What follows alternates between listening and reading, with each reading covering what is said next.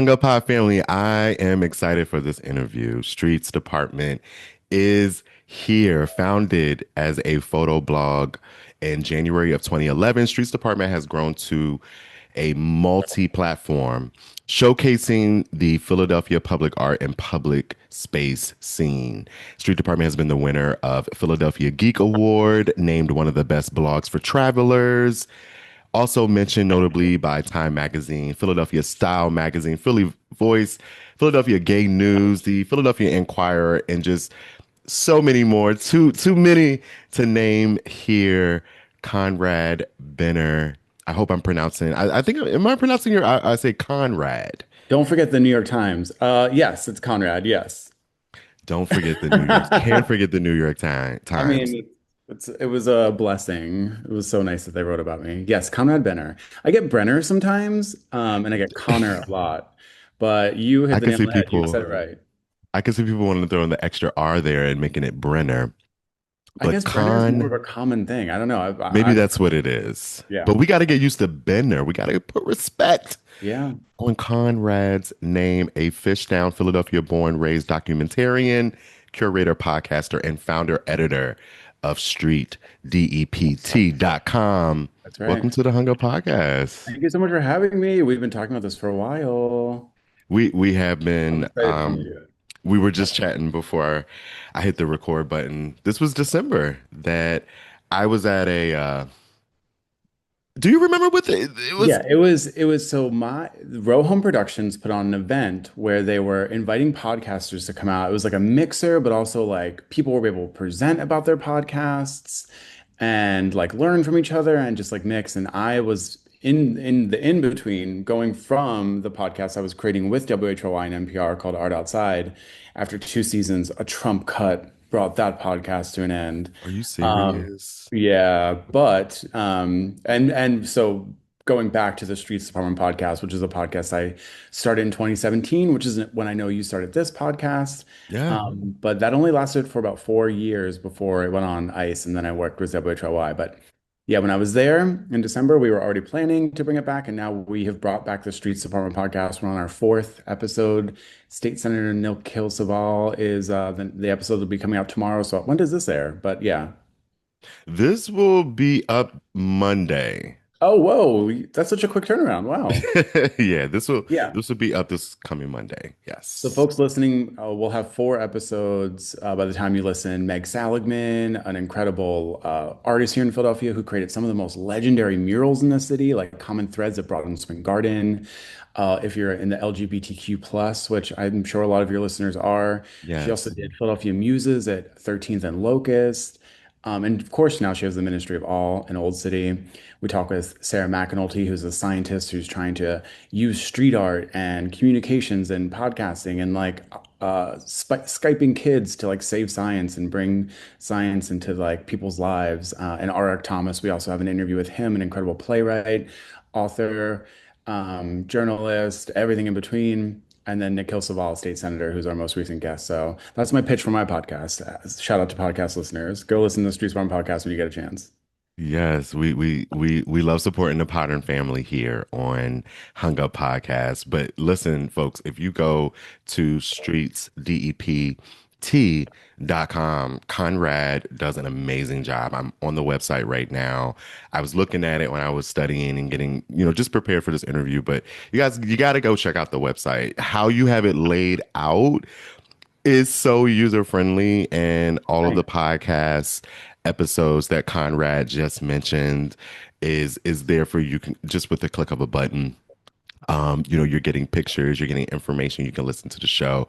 But drop your website, Conrad, and also where listeners can find you because it's Yeah. just a ton of information on your website and also on your social media, which is kind of like your claim to fame, which we're going to get into here.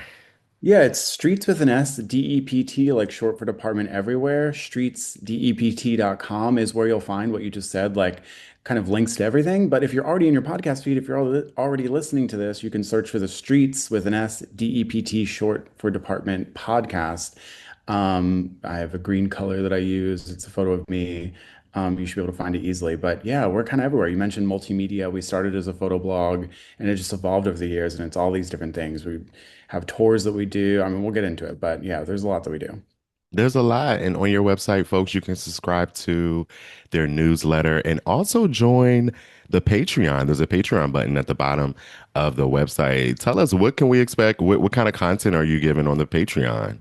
Yeah, the Patreon was a lifesaver. So we were, I started the blog in 2011, like when blogging was still newish and we had some advertisers. It was always sort of like a love project. I grew up in Philly and a boyfriend got me a camera one Christmas because he realized I would do this thing where I would take a photo with my flip phone. This is, 2010, 2009, and I would text it to, I don't know if you remember this. You could text a number to tweet it. You couldn't edit it. It was just like whatever. So I was like taking these Back blurry, in the day. these like blurry ass, shitty cell phone photos of like sunsets and like murals and graffiti and stuff. And he bought me a Right. camera. So I used that camera to take photos of stuff I saw around the city. And I got really inspired and I wanted to start a photo blog. I had been an arts and culture writer for a few years prior, working with like Philadelphia Inquirer, Philly Weekly, all those outlets. But none of my editors wanted to take stories about like a wheat paste or like a new mural that I saw that wasn't some big named artist. So I wanted to create Streets Department as a way to celebrate the artists who create in our city's public space. So it's stickers, it's yarn bombs, it's wheat paste, it's graffiti, it's murals, it's public art, it's monuments. And yeah, so it started as a street art blog.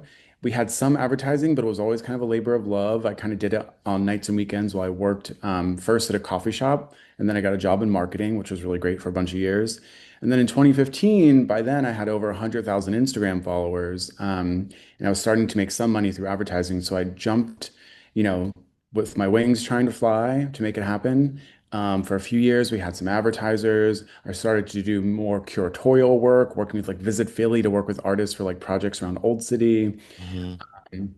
But then when the pandemic hit in 2020, we lost all of our advertisers. And it was really my blog partner, Eric Dale, who's been working with me for the last like 8 years now. It was his idea to start a Patreon. I thought, who would want to support us? But we have over like 100, 150, depending on the month, Patreon subscribers, and they are sort of our rock at this point. We don't have to work every minute of every day to get advertisers or to find money. They're the rock, and they're the reason why we're relaunching the podcast as well. So shout out to our Patreon subscribers. On there, Hell not only do yeah. we Yeah. have, you get special episodes of the podcast, you get access to our tours, you get access to exclusive content. We have this monthly series called Local Tourists that Eric Dale does, where he explores things to do around Philadelphia. So there's a lot. We take it very seriously. I think I'm very honored to have any support. So if you support me, we try to give you the world. Shout out to the Patreon. This is where we talking about community pouring in and making platforms possible that maybe some of the big corporations may not, what I heard Conrad say is like, sometimes they're looking for the big names. They're looking for the big, the well-known, the famous people that they have the big numbers and the big accounts. And so much of what Philly is, especially when it comes to art and community, it's that auntie that may not be well known that lives on the block. It's that art teacher that you met in the park last week that's doing Yeah. amazing work and impactful work in the community. And so much of the work that you and your platform has done is to really dig up and bring to earth and bring to surface these stories that exist in community and exist in Philadelphia that otherwise may not get may not get the notoriety or get the respect that it deserves. Yeah. And to put that, to color it in a bit for your audience, like yes, we focused on the blog for many years. Very few people go to websites anymore. So that is more of like an archive at this point. What we do though is we create a number of videos every single week for social media that are anywhere from 30 seconds to a couple of minutes long, where we explore the work of artists in Philadelphia. We explore Philadelphia. We have interviews on there. It's short form content where we explore the art of Philadelphia's public space and a little bit more. And then with the podcast, we have bi-weekly episodes where we have longer form conversations with the creative mind shaping the world around us, from artists to politicians to anyone who's like shaping this world. And yeah, I love what you just said because I agree. Like I picked media slash news and arts, like two areas that are always struggling for money. And things have never been harder. Part of it is just there's no money to go around. I mean, I also work at different arts organizations. Money is dried up here, there, and everywhere. So yeah, if you're in this world and you are lucky enough to have some money, make sure you're spreading it around a little bit more, especially to organizations and efforts and people and artists that you want to see thrive. You know, pa our Patreon subscribers kind of range from very young people who support us, who want to come to our tours and are just excited to learn more, to we have a lot of retirees. We have some folks who have been our Patreon subscribers for 6 years now, who the one guy worked at CNN for a bunch of years, and he's like, I just want to support you because I want to support hyper local, hyper specific journalism that like otherwise, might not get the support it needs. So I'm grateful to all the support, and I'm really excited to do this work. I love telling the story of Philadelphia. I love telling the story of our artists, and I love just exploring this world with everyone. And Conrad, I feel like supporting local journalism is really important, especially right now where mass media, big media, streamlined media, you know, is really in some cases being controlled by the political establishment, or being hyper surveillanced, or being or just being cut, if certain things are not, if the administration feels like, I don't like what you're saying about the president. We now have an administration that's really coming after media. And I just, Yeah. your last point you made, it just drives home how important it is that we're celebrating local art, local journalism, local media, because we're not going to get these stories anywhere else. I mean, certainly, yeah, like a lot of the stories I'm telling, certainly not. You're not going to get it from AI. I mean, we're creating original content that Talk about we're it. talking about. Mhm. And yeah, I hear you talking. What I hear and what you're saying too is like what's happening at CBS News right now, right? Like that's wild, where the new director, the new editor is really shaping what news looks like over there, and it's way more. Um, Opinion based than anything else. And national news aside, like local news has always struggled. I mean, things since the advent, ironically enough, of like blogging and the internet, it's been hard for like, when I was growing up, we had two independent citywide papers, city papers, City Paper and City Week and Philadelphia Weekly. Like those don't exist anymore. Like for the last 10, 15 years, it's been hard for local news to figure out how to fund itself in this like new advertising structure. Um, and I mentioned I did have a podcast for 2 years with WHYY and NPR that was funded through some federal dollars that no longer exist. So yeah, the money is just drying up and we just got to do our best. I mean, I think I'm trying to be hopeful. One thing that's hopeful for me is like we do have these social media apps that certainly are killing our attention spans and can be really bad for you probably. But we also have really smart people in there. I love, my TikTok feed is full of like science journalists and news about space and queer people telling their own stories. Like that's the beautiful side of it to me. Yes, I have to Yeah. put it down after an hour, right? Like I need controls because it's hitting that dopamine 1,000 times an hour. Yeah. Um, but I'm also a 41-year-old man and I Come on, feel Team 40. Yes. right, but I feel bad for the kids who like they don't have like the ability to take control of their attention quite like that. I think maybe there should be controls or limits on what kids can get versus, adults. But I agree with that. I think at the end of the day, I'm hopeful, and I'm hopeful for anyone who supports what we're doing, anyone who supports your podcast. I mean, I don't think people realize like how difficult this work is. It's not easy to have a thoughtful conversation with someone for an hour. The research you have to do, the momentum you have to have, then you have to promote it, and then you have to have the ad side of it, and all this kind of this and the other thing. So, and these stories won't be told in other places, really, not in the way that we're trying to tell them. So, the work we're doing is important. Look at us just patting ourselves on the shoulder. We have to, and we have to I give mean, each other yeah, our you're right. flowers. Yeah, and I love that. I love, and this is an example for the people who are listening. Like, we have to give our peers in content and media and journalism their flowers. The bigger establishments and platforms are not going to always acknowledge the people, but we can do it. Yeah, The awards and the accolades that are given out, we're not always invited to those spaces, but we can create our own spaces where yeah. we can celebrate each other and appreciate each other. You know, I think that's a perfect segue into the icebreaker. And Okay. so I'm going to throw out, so this icebreaker is curated specifically. for Streets Department. I'm going to throw out some questions, some hot takes, and we want to hear from Conrad. I'm dancing for those who can't see me. Dancing like you. So let's go. Okay, I'm The ready. I'm ready. first one. You can only save one Philly staple from extinction forever. Which Okay, one is okay. it going to be? Corner stores, the SEPTA chaos, murals, or Wawa 2 a.m. culture? Which one are you saving? I can only save one? Yes, Well, I mean, canonically, I have to save murals. I mean, that's just what brand is. So, of but course. I love a corner store. I made that hard for you on purpose. When I was a kid, my dad would leave. I convinced him to leave me like $2 or $3, whatever it was, on the corner. So I'd come home from school first, take those dollars, and go get like cowtails and Huggies and little bags of chips, Oh, Doritos. back when Oh, a couple dollars could actually go somewhere in this country. honestly. Lord. Okay, next icebreaker. Sorry. Next question. What's the wildest or most unexpectedly wholesome thing that you've seen while walking around documenting Philly, documenting the city that still sticks with you to this day?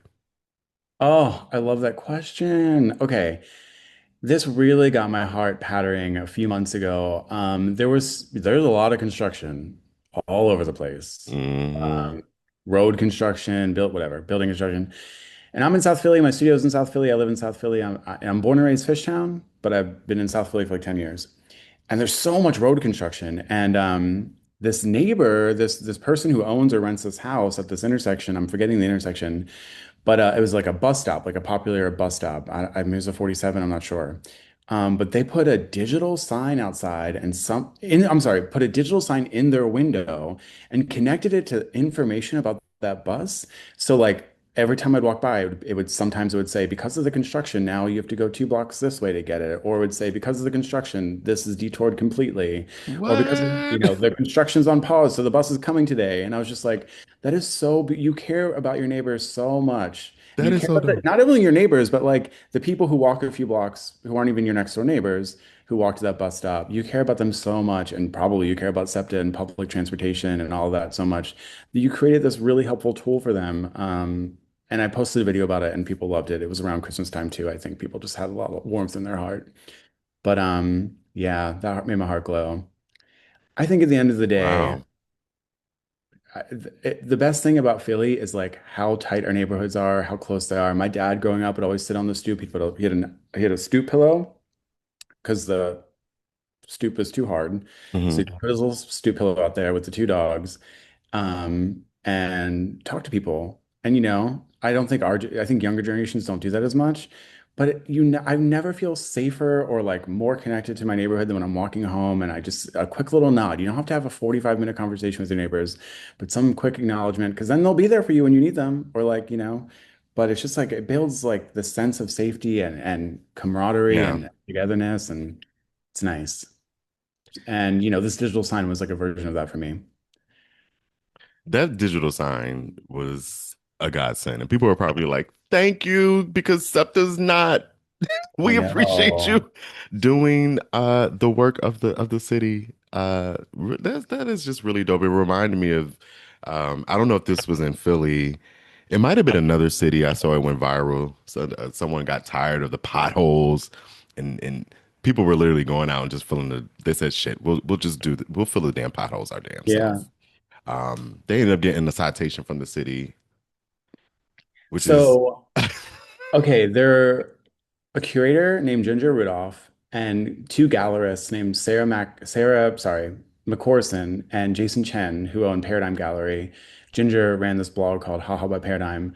They had this project for years called Haha by Paradigm, where they'd invite artists from out of town because they love Philly, but they wanted, cultures to mix and to inspire people from Philly from with artists from out of town and create connection. So they got this artist from Chicago to come here named Jim Batchelor, and he filled 3 potholes in the city with mosaic tiles based off of like iconic Philly foods. And the one I can remember right now is he did an Arctic Splash pothole mosaic. Now, he was big at the time. This was maybe 8 years ago. mhm. And so he went to Philly and then went to New York. He was kind of traveling around. He was getting big for this. He was like in Hyper Allergic and all these art blogs and stuff. And another thing I love about Philly, I mean, it's take it or leave it, but our potholes, the potholes he created or he filled with his art, most of them are still there to this day. Whereas when he went to New York, he filled the potholes that got a bunch of press. Their streets department went and dug them out immediately. Um, so Philly, Come on, Philly. Okay, okay. yeah. Every now and again, she makes you proud. Yeah. I mean, our city probably did it because they were like, we don't have the money to fix it. But, Okay. it is what it is. We got to keep some City beautiful said, art. okay, well, somebody had to do Yeah, exactly. Or the it. city was like, well, they're paying for it, so might as well keep it. But I just love that civic intervention. Hmm. And what you're unpacking here is that it's showing up in an artistic way, which is really beautiful. It's be the change you want to see in the world, you know? Be the change you want to see in the world. Ugh, a word. Okay. If you could ban one thing from Philadelphia public spaces immediately, illegal dirt bikes, luxury condos but no personality, flyers, Oh. fans climbing the poles, or people blasting music on SEPTA. Which one are you banning from Philadelphia public spaces? Oh, that is a good question. Banning is such an interesting word too, because it does limit what I would say. I mean, I love people's freedom, but I do not like smoke on SEPTA. I mean, I just can't. I know it's already banned, and I don't know what we do about it, People don't but care. I mean, I've lived in Philly my whole life. I feel like it's just the last few years, people just smoke all over SEPTA. I don't know what's going on, and I try to be polite and just walk away, but it blows my mind. That, First, and then especially first thing in the morning, you're like, whoa.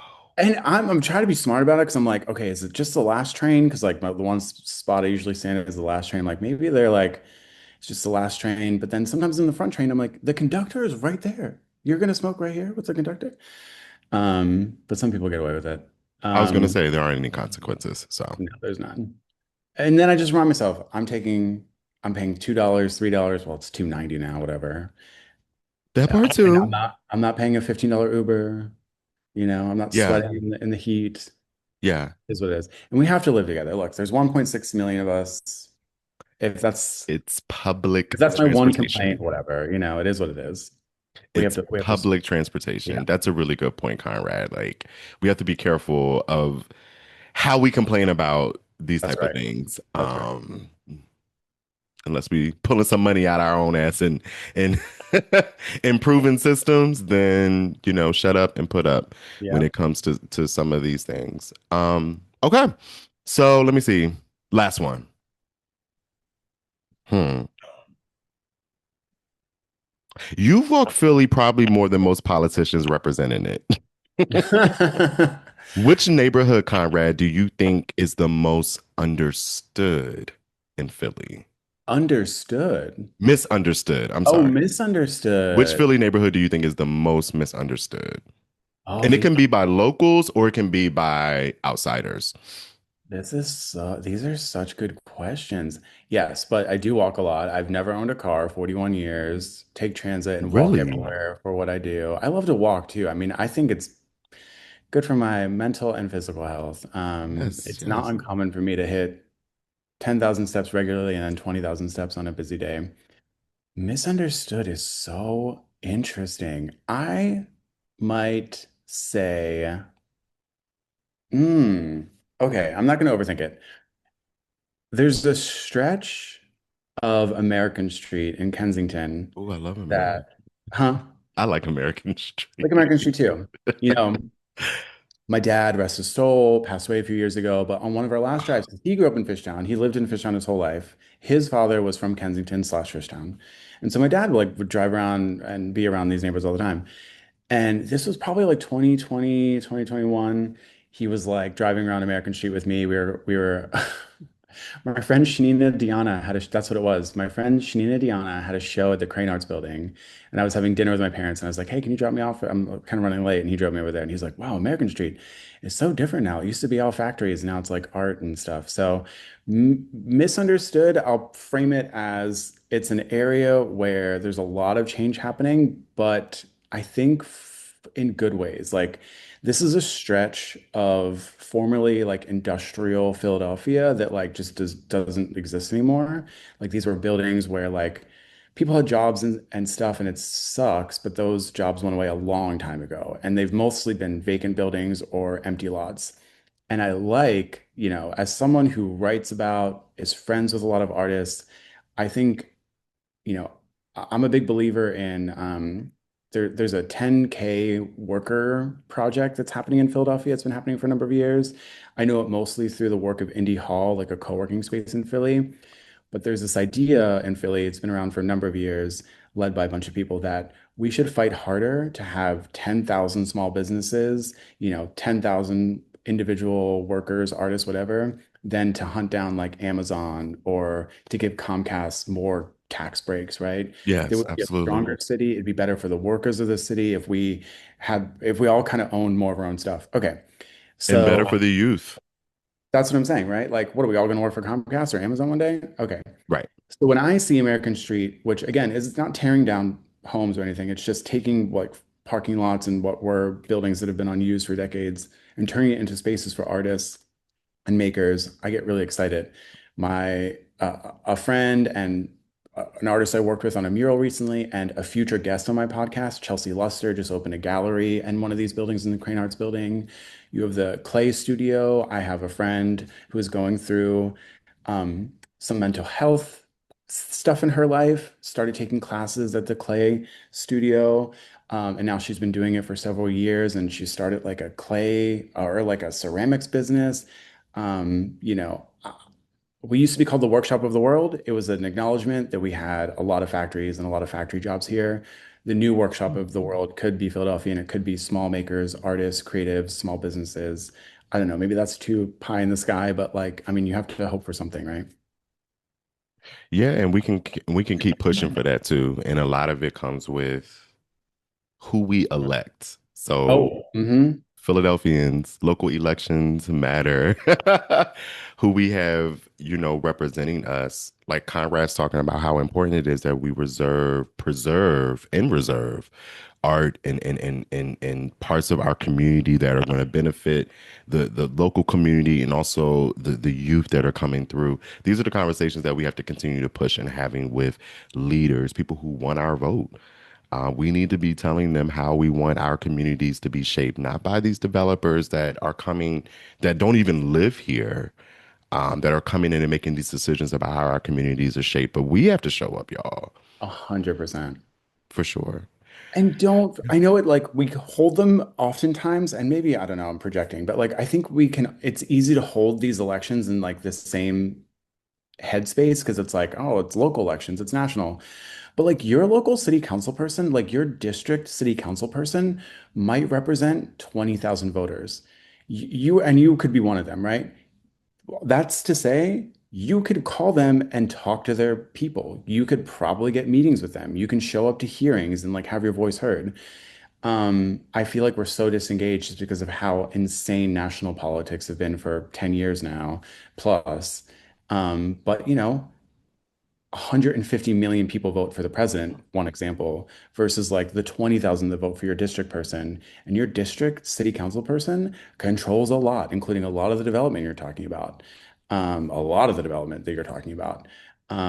So yeah, if you feel disengaged or you feel whatever, like get to know your local politicians more. It's tougher for sure because we talk about national politics all day, every day, and there's less media organizations to cover local politics. I mean, maybe that's part of what we're both trying to do here, right? I'm having Nikhil Saval, state senator, on this week, my podcast. Yeah. But that's so much power in our local politics. Everything you just said was, I just want to emphasize it. Our local and state politics, there's so much power there, and you can get a hold of them. And yeah, vote for the people you want. And then even if they don't get in, you know, show up and push for what you want because it's easier. My one example of that is the SEPTA thing. Can I talk about that real quick? Yeah, absolutely. So in 2014, when my Instagram was really taking off, I petitioned SEPTA to run the trains 24/7. I grew up in Philly my whole life. I was working these jobs. The one job in particular I thought about all the time was I worked at a gelato shop that would stay open until 1:30 in the morning. I hated waiting for the night owl bus, and taxis, because it was taxis before Ubers, were like $20, $25 home. I was making $7 an hour. So I'm like, the last half of my day is for the taxi home. I was just pissed. So I made a petition when I was in 2014. This is a few years after that job, but I remembered it and I'd started traveling more and seeing 24-hour transit. And I started a change.org petition, got a lot of press, only got 3,000 signatures. And SEPTA saw that, saw the attention, saw the excitement around this idea, and tested it on Friday and Saturday nights for a year, and then enacted it indefinitely until the pandemic. Um, so whenever I feel like change is slow or change can't happen, I always have to remind myself that I led that effort. It was successful. Yes, the pandemic it changed everything. But Yeah. change on the local level is where change is the most possible. So whenever you're losing spirit, and if you can't even, not even like your whole district, just do what that neighbor did in that one video. Like put a little sign in your window that says, "Hey, the bus isn't running today." You know, Yeah. there's so much you Yeah. can do. There's so much to do and so many ways to get involved. What I love about Philly our local politicians is like you can run into them, walk into the corner store. I've stopped and talked to Rick Krajewski several Oh, times because he rides his bike through West Philly. Um, one of and the best. say it again.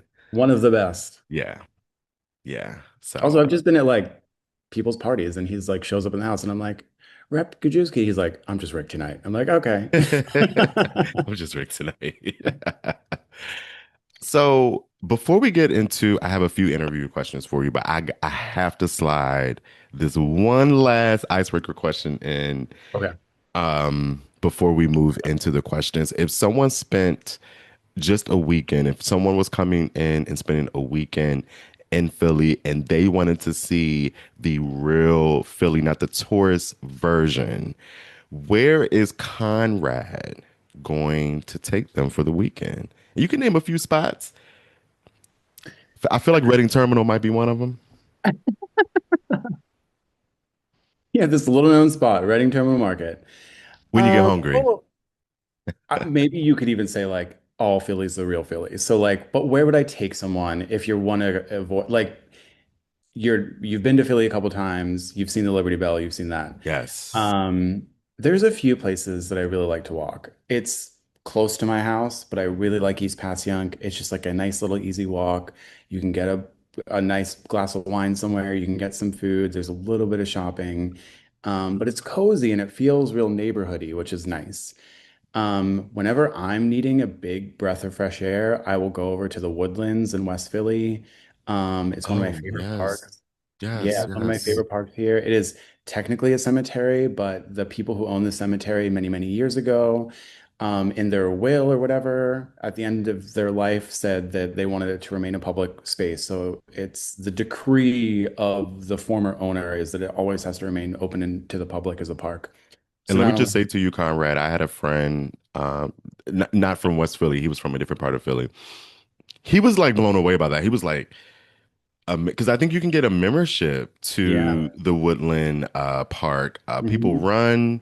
There's all Mhm. type of. They have events in there, They have and like it's artist hard for people to wrap events. their Yeah. head around that. It's uh, an active cemetery, which, by the way, it's beautiful. I've been in there a few times. It is It's beautiful. And they have great programming, and yeah, they're always doing fundraisers because, like, for the maintenance of it and stuff. And it's big. Like, look at it on a map. It's a big green space in the middle of the city. And as someone who walks a lot, like, it's pretty easy to get to from like Center City. You gotta kind of zigzag through University City a little bit. On that note, then like leaving there, like going up and down Baltimore Avenue, like another place for like great coffee, great people, great food. Those are the places I'd say. The other thing I tell people too is like it's I think if you're new to Philly or it's like your first time here, or like you don't know Philly that well, I love to just take people zigzagging through the alleys in like Society Hill, Queen Village, Old City, not Second, Third Street, Chestnut, Chariot, like all that, but like all the little alleys. It's beautiful. And the more I travel, the more I'm like, there are very few places in the world like what we have here, and I don't like to take it for granted if I can. Mm. Well, we're going to transition into the interview. I'm looking at my interview questions. Some of them we've already covered, I honestly, know. because we had such a good introduction. And so Give me 1 second. I'm just going to highlight a couple And of your these. questions, like the first questions were just like very organic and it like flowed into other things I do. So yeah, I appreciate the thoughtful and immediate first questions. Oh yeah, no, and that was fun too. You a good time, Conrad. Thank you. Well, let's start with this first question. And I'll give you did talk about it a little bit, but I want to give you the floor to really unpack. So Streets Department started as a photo blog back in 2011, but it has evolved into something much bigger, what we've been talking about. Walking tours, public art curation, art and cultural activism, a podcast, a real archive of Philly culture. Conrad, what made you realize that this wasn't just about documenting what was happening on Philly streets anymore, but really shaping the conversation around um, Philly culture, public space, and how we view and appreciate that space? I think because from its origin, like Streets Department was a media organization that rose up at the time of social media. So it was never in a bubble. I was never isolated. Everything I'd post, I'd hear from people. I'd run into people in the street because they might have known my face from a video or from just the blog. And I'd have conversations with people. Um, and I think that's part of it is kind of immediate and constant feedback and kind of growing it from there. I'm also just like a person who grew up in Philly. All of this is connected to me. Like politics are connected to the arts, are connected Mm, to, quality of life in the neighborhoods, are connected to walking, are connected to public space. So yeah, the broad stroke of what Streets Department is the art and creativity of Philadelphia's public space, and it's super broad because that can mean anything, right? But I think it's all connected. I love that you brought up Rick Kajewski. He was on my podcast before. The former Streets Department podcast, I have Nikhil Saval on. He's this current episode. They are both two local politicians who, well, I should say they're at the state level, but they really fight for arts funding and the importance of it. Yeah, I feel really grateful to have like built Streets Department at a time where like social media was around and I wasn't just, an intern at Philly Weekly who then got a job as a writer for like Philly.com or something. I'm glad that I have this weird little route because it has branched out in a million different ways. And yeah, started as a blog. Certainly, like the bulk of the storytelling we do, I don't want to ever call myself a journalist. I didn't go to school for that. I try to avoid that word. But I am a documentarian, a storyteller. We do short form storytelling on social media with video and long form on the podcast. But in addition to that, we do monthly tours where we explore Philly's art world with both our Patreon supporters, but you can get tickets outside of that. In the nicer months, we walk around neighborhoods. Our next tour is in South Philly. It's already sold out. But in colder and warmer months, we'll go indoors. We'll explore like the Fabric Workshop and Museum, for example, with some of their curators. Um, and then, yeah, and then on top of all that, I curate. So I work part-time with Mural Arts Philadelphia and I curate projects, which we can get into that in a little bit. But I'm really excited about the work I do there. So not only do I talk about the artists in Philadelphia, I really work with Mural Arts to support emerging artists. So I have projects like Front Street Walls, where we work with artists for either their first mural or their first lead mural. So some artists will work on murals as assisting artists or work on murals based on designs or ideas that come from other people, including the community, but who might rarely have an opportunity to create a mural based off of their own ideas. Front Street Walls is that. Every 2 years, we refresh four of the mural bays with new artists. I work at the Flower Show every year, working with artists usually for their first mural. And on the larger scale permanent murals, I last year, over the last couple of years, worked with Marion Bailey for their first large scale mural in Point Breeze, Sammy Kovnat in Queen Village. And I'm working on a mural right now with Santiago Galeas about LGBTQ plus leaders in the neighborhood that'll debut. Well, it's being painted now, but it'll be dedicated in Pride Month of this year, so June 26th. And that is a project that ignited after the loss of the Gloria Castro's mural on 12th Street. So this new mural will include Gloria and four other LGBTQ plus leaders from Philadelphia history. So yeah, talk about art in many ways, and now I curate it as well. Yeah, let's actually talk a little bit more about that curation. How do you decide what projects that you highlight, what street art that you reveal on your media? How do you make those decisions? When it comes to like what I talk about, it's often, and this has been from the start, just like whatever like gets my blood boiling in a good way. Yeah, yeah. Things that get me excited. There's so much work happening all the time that no individual social media account could ever cover it. There's hundreds of works of art that are going up all the time. So I learned about things through walking, and then I learned about things through this network of artists that I've built into my community over the years. Um, and then when it comes to curation, again, like my goal is to create a pipeline for artists. I think a lot of artists want to move from either illustrative work, doing work digitally, doing street art, into like larger mural projects or gallery work. And so the flower show is a great opportunity because it's this event that happens once a year in Philadelphia. It's one of the most visited events in Philadelphia. I don't I know if love the people know flower that, show. but Yes. a quarter of a million people go through. And because, it's quasi-public, it does cost money to get in there. We're able to pay the artists, based off of the fact that it's a funded thing. That's one area. Front Street Walls was just this stretch of murals in Fishtown that hadn't been refreshed in a number of years. It was this project started by Honeygrow when they moved in like 2015. Their idea was to have murals refreshed with local artists every couple of months, but they only did it for 2 years, and then the pandemic hit, and then they left the building. So we work with the new owners to do that with Mural Arts Philadelphia. So yeah, and I find these artists through various means. I just work with Chelsea Luster, for example, as I mentioned, for a mural at Front Street Walls. And I saw Chelsea's work at Vox Populi because I'm always trying to go to First Friday shows and galleries and different things. And I was just enamored by their work. And I put their name on my little Google Doc that I have of 1,000 artists I want to work with one day. And then years later, they applied to Front Street Wall. Manifestation. Yes. Yeah, I think every one has that, a Yeah. to-do list, basically. And then years later, when they applied to Front Street Walls, I was like, okay, this could be perfect for them. And then, yeah, we end up choosing them. But yeah, I want to work on things that excite me. I want to create opportunities, and I don't know. I don't have a great answer to that, I guess, but it's just whatever sparks my interest. Philadelphia is really changing fast, and we've talked about that a little bit in this conversation. Gentrification, development, even disappearing creative spaces.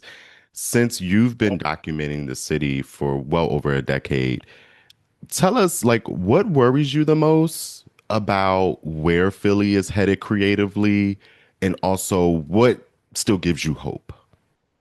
Oh, I love that question. Okay, we are the Goldilocks city. Philadelphia is the best place in the world to live if you're an artist. I will stand by that. Mm, Unless your dad is Zuckerberg or like a billionaire, it's very hard to live in New York and grow a career. Any artist I know who has moved there, who doesn't come from money, has to work their ass off. Everyone's biting at cost of each other's living. necks. Yeah. Cost of living, right? Yeah. So when you're looking at the East Coast, there's New York City, which obviously has a strong art scene, but it's really for the moneyed class, in my opinion, or as at least the experience I've had in this world.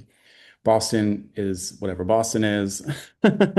Baltimore has an incredible art scene, but they don't have as many institutions as we have here in Philadelphia. And then DC is DC. So if you're on the East Coast of the United States, Philly is the place to be. We have so many institutions that can support and grow your career.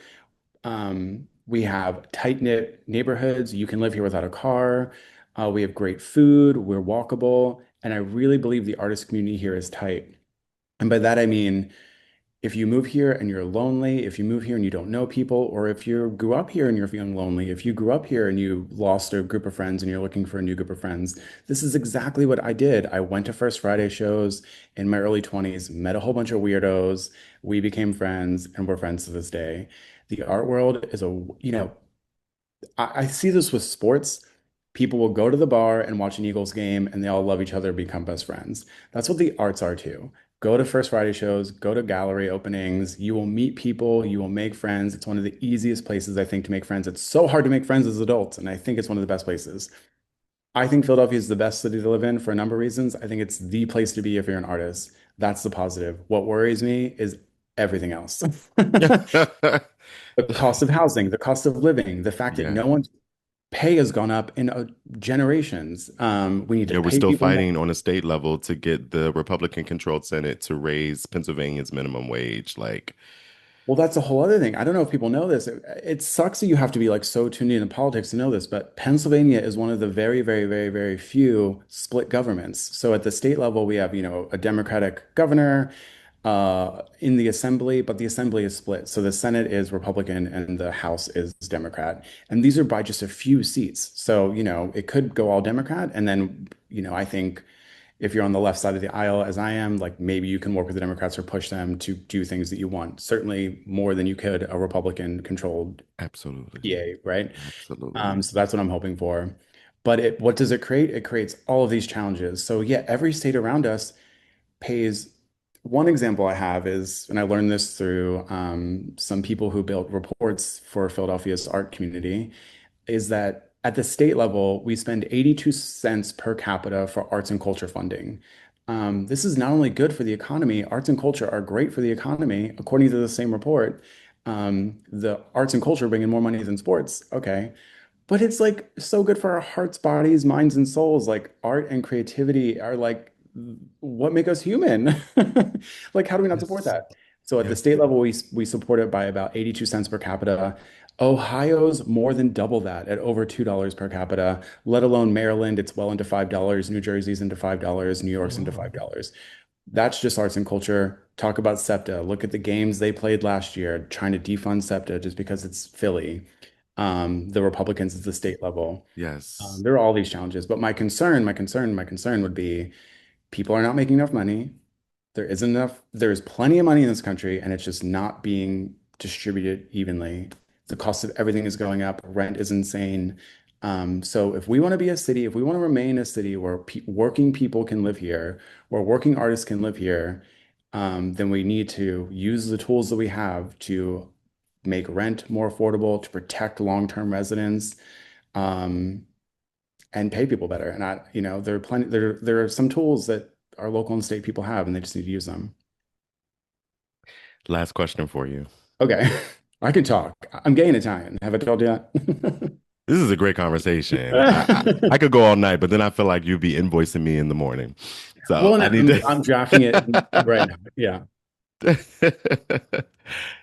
Your Instagram has become one of the official visual diaries of Philadelphia art and culture. Mm. What do you hope that your work continues to challenge?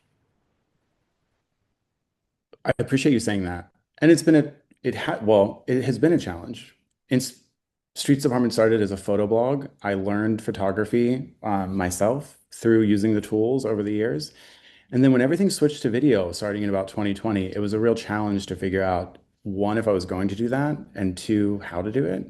But I think I've gotten really good at making videos to the point now where I do call myself a documentarian. I love making the videos I make. I spend so much time and effort creating them, telling the stories of Philadelphia and the artists who create in our public space. Um, I want to tell the stories from the artist side. Um, I want to tell stories that I think Philadelphians are interested in, and not just the stories that are fed to me through various press releases. The number of emails I get with press releases, I just ignore them most of the time. Um, I want to tell the story of Philadelphians through the art of our public space. And I'm trying to do that with our videos. So I appreciate you saying that. And yeah, it's been very fun to work on. And if you're just hearing about me for the first time, and you want to spend a few minutes looking at my Instagram, there are some wonderful videos in there that explore all sorts of things, from a billboard a local author just created that's questioning the number of GLP-1 ads that they are seeing. Just this prolificity of GLP-1 ads. Nothing again about like the pill itself, or is it a pill? I actually don't even know. Is it a shot or a The pill? shot I itself, think it's a right? shot. Yeah.